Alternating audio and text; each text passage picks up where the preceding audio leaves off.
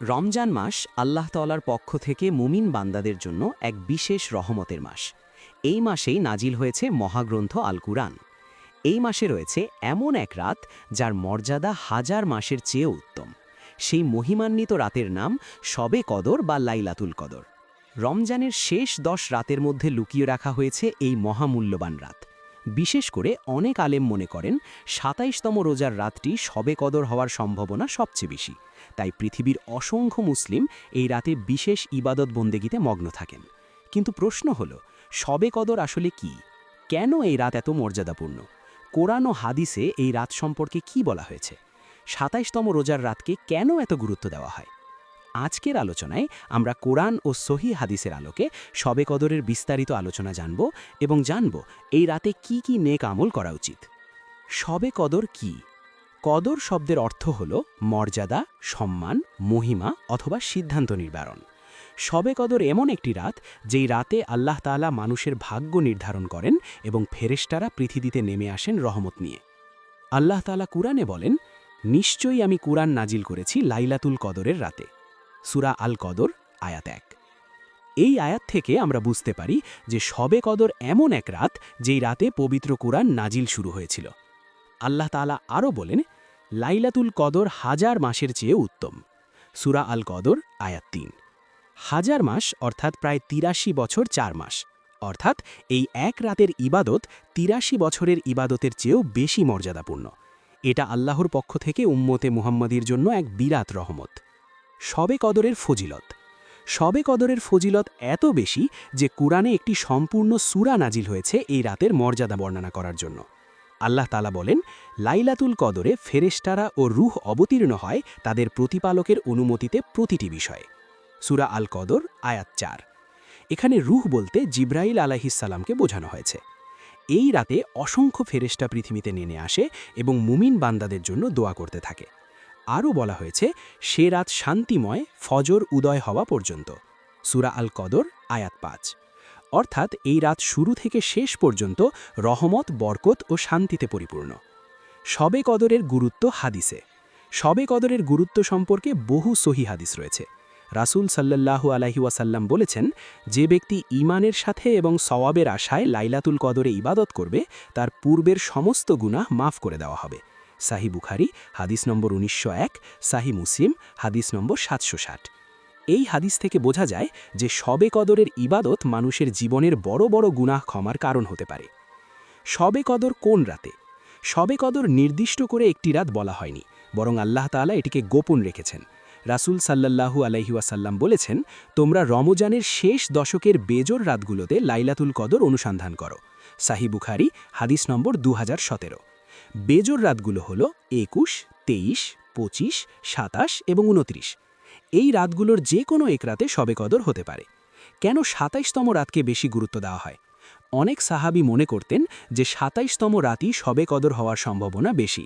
হজরত উবাই ইবনে কাব রাদিয়াল্লাহু আনহু বলেন, আল্লাহর কসম, আমি জানি কোন রাতটি শবে কদর, সেটি হল ২৭তম রাত। সাহি মুসলিম নম্বর ৭৬২। তবে এর মানে এই নয় যে শবে কদর শুধু ২৭তম রাতেই, বরং শেষ দশকের সব বেজোর রাতেই ইবাদতে মশগুল থাকা উত্তম। রাসূল সাল্লাল্লাহু আলাইহি ওয়াসাল্লামের আমল।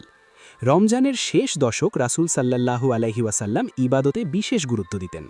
হজরত আয়েশা রাদিয়াল্লাহু আনহা বলেন, রমজানের শেষ দশক শুরু হলে রাসূল সাল্লাল্লাহু আলাইহি ওয়াসাল্লাম কোমর শক্ত করে ইবাদতে মনোযোগ দিতেন, রাত জেগে ইবাদত করতেন এবং পরিবারকেও জাগিয়ে দিতেন। সাহি বুখারী নম্বর ২০২৪, সাহি মুসলিম নম্বর ১১৭৪। এ থেকে বোঝা যায় যে এই রাতগুলো অত্যন্ত গুরুত্বপূর্ণ। শবে কদরের বিশেষ দোয়া। হযরত আয়েশা রাদিয়াল্লাহু আনহা একবার রাসূল সাল্লাল্লাহু আলাইহি ওয়াসাল্লামকে জিজ্ঞেস করেছিলেন, ইয়া রাসূলাল্লাহ, যদি আমি লাইলাতুল কদর পেয়ে যাই তাহলে কি দোয়া পড়ব?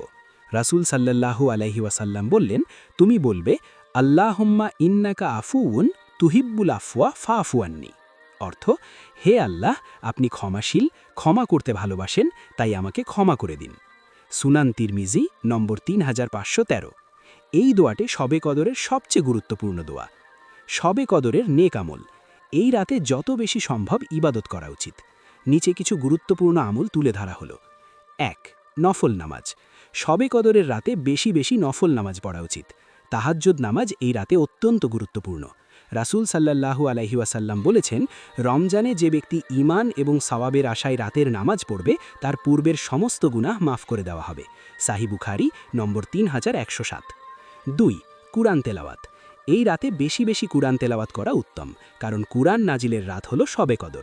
আল্লাহ তাআলা বলেন, নিশ্চয়ই আমি এক বরকতময় রাতে এটি নাজিল করেছি। সূরা আদ-দুখান আয়াত 3। 3. বেশি বেশি দোয়া করা। শবে কদর দোয়া কবুলের বিশেষ সময়। এই রাতে আল্লাহর কাছে নিজের জীবনের সব প্রয়োজনের জন্য দোয়া করা উচিত। 4. জিকির ও ইস্তেগফার করা। এই রাতে বেশি বেশি তাসবিহ, তাহলিল ও ইস্তেগফার করা উচিত, যেমন সুবহানাল্লাহ, আলহামদুলিল্লাহ, আল্লাহু আকবার, লা ইলাহা ইল্লাল্লাহ, আস্তাগফিরুল্লাহ। এই জিকিরগুলো বান্দার গুনাহ মাফের কারণ হয়। 5. তওবা করা। এই রাত তওবা করার সবচেয়ে উত্তম সময়।